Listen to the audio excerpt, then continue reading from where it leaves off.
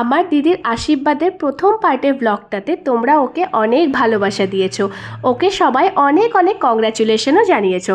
তাদেরকে মন থেকে অনেক অনেক ধন্যবাদ।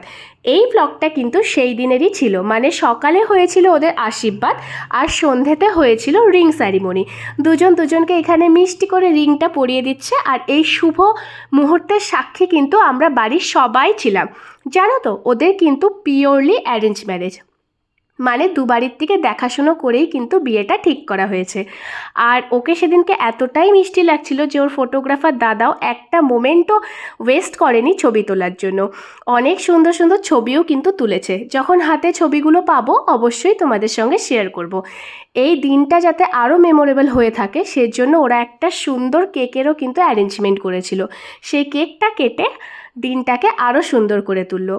ভগবানের কাছে এইটুকুই চাইবো, ওদের আগামী দিনগুলো অনেক মধুর হোক, ভালোবাসায় ভরে থাকুক, আর সুন্দর একটা মিষ্টি সংসার নিজেরা তৈরি করে উঠুক।